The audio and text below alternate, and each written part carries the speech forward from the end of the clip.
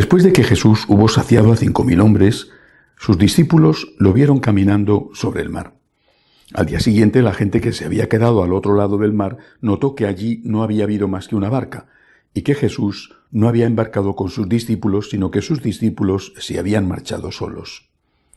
Entretanto, unas barcas de Tiberíades llegaron cerca del sitio donde habían comido el pan después que el Señor había dado gracias. Cuando la gente vio que ni Jesús ni sus discípulos estaban allí, se embarcaron y fueron a Cafarnaúm en busca de Jesús. Al encontrarlo en la otra orilla del lago le preguntaron: «Maestro, ¿cuándo has venido aquí?» Jesús les contestó: en verdad os digo, me buscáis no porque habéis visto signos, sino porque comisteis pan hasta saciaros.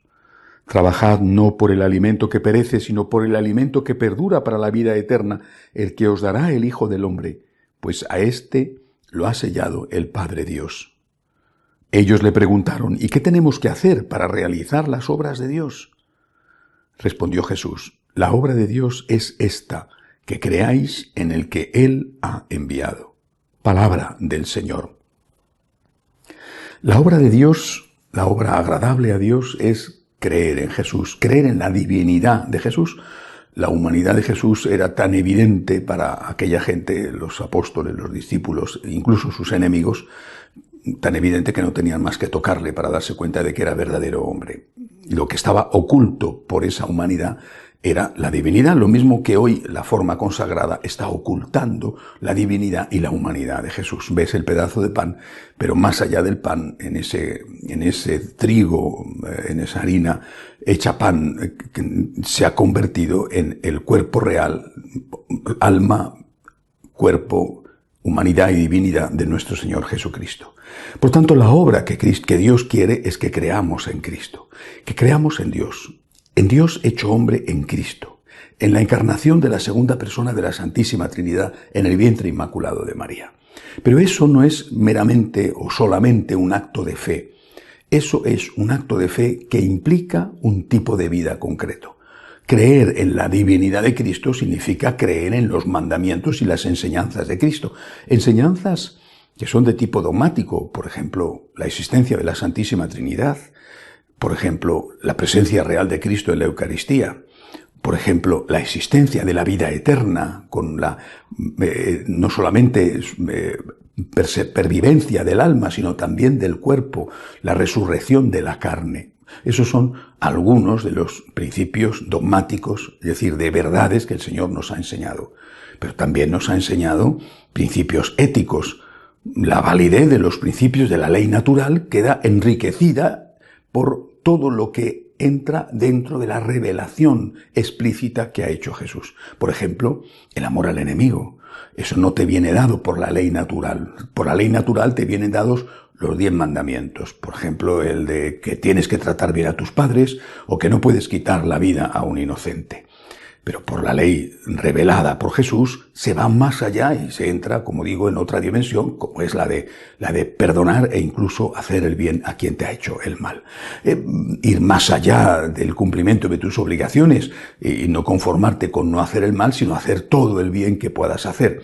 Todo eso forma parte de la fe en Jesucristo. Es decir, la fe en Jesús implica creer unos principios dogmáticos e intentar practicar unas normas morales que el Señor nos ha enseñado y que tienen la autoridad no de un sabio, sino la autoridad de un Dios, no de un hombre profundo, un hombre santo, sino de alguien que es el Dios hecho hombre.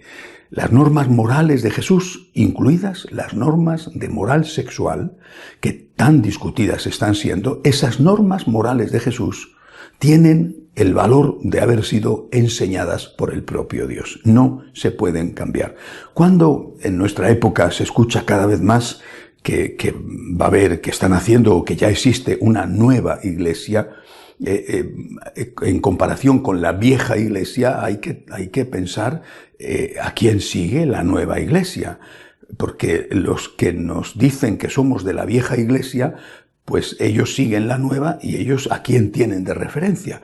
Porque los de la vieja iglesia pues tenemos de referencia a Cristo nuestro Señor, Dios verdadero y hombre verdadero, cuyas palabras no pasarán nunca y cuyas enseñanzas tienen que ser respetadas, aunque seamos pecadores, que caemos 70 veces 7 y que continuamente nos levantamos pidiendo misericordia a Dios.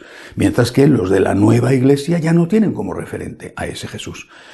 Suprimen, quitan aquello que molesta de las enseñanzas de Cristo, lo que no está de acuerdo con lo que el mundo manda.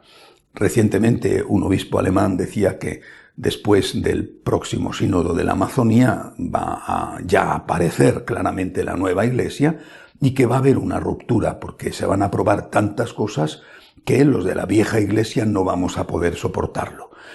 Bueno, no sé si es una profecía o una amenaza o un brindis al sol, pero en cualquier caso nosotros tenemos que tener en cuenta estas palabras del Señor, que Cristo es Dios y que lo que tenemos que hacer para ganar la vida eterna, para que el Señor pueda admitirnos en el cielo, es creer en Él. Esta es la obra que Dios quiere, que creamos en Cristo, que creamos en su humanidad, Dios hecho hombre, en su divinidad, y que por lo tanto actuemos en consecuencia. Aceptamos sus enseñanzas dogmáticas y aceptamos sus enseñanzas morales, todas, también aquellas que van en contra del mundo.